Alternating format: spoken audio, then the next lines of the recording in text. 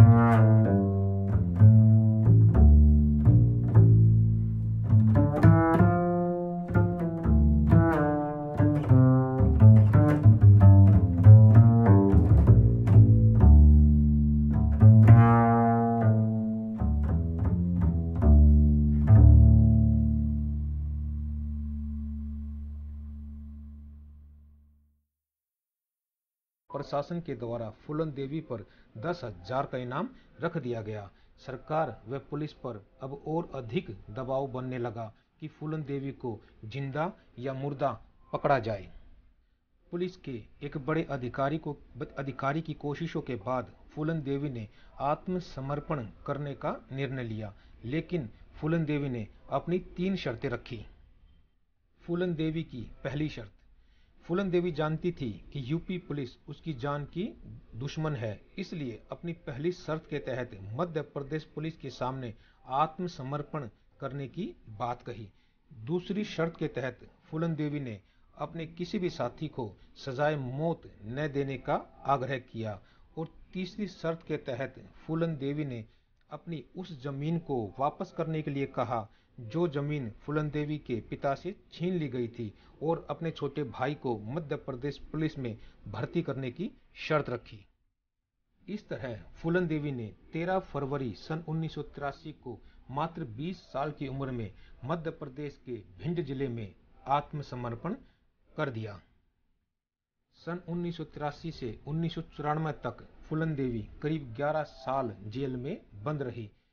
1993 में मुलायम सिंह की सरकार ने फूलन देवी पर से सारे मुकदमे हटाकर उन्हें बरी करने का मन बना लिया और 1994 में उनको जेल से रिहा कर दिया गया। अपना अधिकांश जीवन बीहड़ों में और जेल में गुजारने के बाद सन 1996 में फूलन देवी ने राजनीति में जाने की राह अपनाई और समाजवादी पार्टी के टिकट से मिर्जापुर की लोकसभा सीट से जीतकर सदन में पहुंची। फूलन देवी का 2 बार लोकसभा सदस्य बनना यह दर्शाता है कि कहीं न कहीं फूलन देवी ने जनता के दिलों में अपनी जगह बना ली थी। लेकिन कहते हैं कि अतीत किसी का पीछा नहीं छोड़ता, वह किसी न किसी रूप में सामने आ ही जाता है। 25 जुलाई 2001 को फूलन देवी के दिल्ली स्थित आवास के सामने शेर सिंह राणा नाम के व्यक्ति ने फूलन देवी की गोली मारकर हत्या कर दी। मात्र 39 साल की आयु में वीरांगना फूलन देवी हम सब को छोड़कर चली गई। मुझे पूरा यकीन है कि वीरांगना फूलन देवी की शहादत के बारे में पूरे बहुजन समाज को भी पूर्ण जानकारी नहीं है। वीरांगना फूलन देवी ने अपने जीवन में जो कष्ट सहे हैं उसकी कल्पना भी नहीं की जा सकती है, लेकिन वीरांगना फूलन देवी शायद किसी और ही मिट्टी की बनी हुई थी, क्योंकि जो बर्बरता फूलन देवी के साथ हुई वो बर्बरता अगर किसी और लड़की के साथ हुई होती तो वह कब की फांसी लगाकर या कुएं में छलांग लगाकर आत्महत्या कर चुकी होती। लेकिन जैसा मैंने पहले ही कहा कि फूलन देवी किसी और ही मिट्टी की बनी हुई थी, क्योंकि जैसा जीवन वीरांगना फूलन देवी का था ऐसा जीवन भारत में किसी महिला का तो छोड़ ही दीजिए, दुनिया में ऐसी कोई मिसाल नहीं मिलती जिसमें मात्र 11 साल की लड़की की शादी उससे करीब 3 गुना बड़े आदमी से कर दी जाए। इसके बाद हैवानियत का जो नंगा नाच खेला गया फूलन देवी के साथ, जिसको सोच पाना भी किसी महिला के बूते की बात नहीं है। इसके बाद बिहेड़ों में अपना एक गिरोह बनाकर उनके साथ रहना और अपने साथ हुए अन्याय का अपने ही हाथों से बदला लेना और आत्मसमर्पण करके पूरे 11 साल सलाखों के पीछे बिताना और दुनिया के सबसे बड़े लोकतंत्र यानी भारत के लोकसभा के सदन में दो बार सदस्य बनना, यह किसी आम महिला के बूते की बात नहीं है। अब बात बहुजन विचारों की।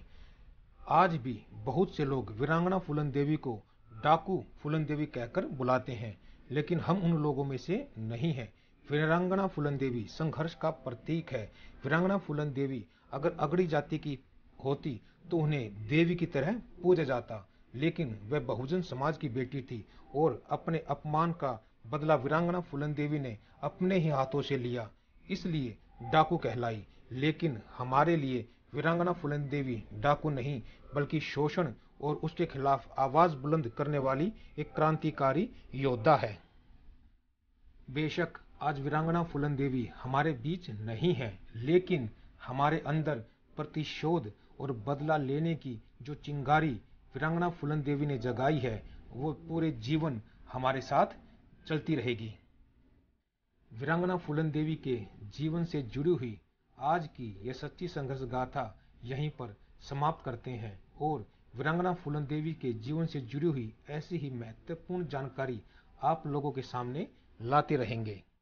अगर आप लोग किसी भी बहुजन महापुरुष की जीवन गाथा से जुड़ी हुई सच्ची संघर्ष गाथा सुनना चाहते हैं तो हमें कमेंट बॉक्स में लिखकर बता सकते हैं।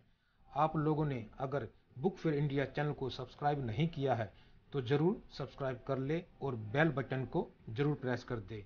और हाँ, कमेंट बॉक्स में जय भीम जय भारत लिखना ना भूले। बहुत जल्द आप लोगों से फिर मुलाकात होगी एक और बहुजन महापुरुष की सच्ची संघर्ष गाथा के साथ। तब तक के लिए जय भीम जय भारत।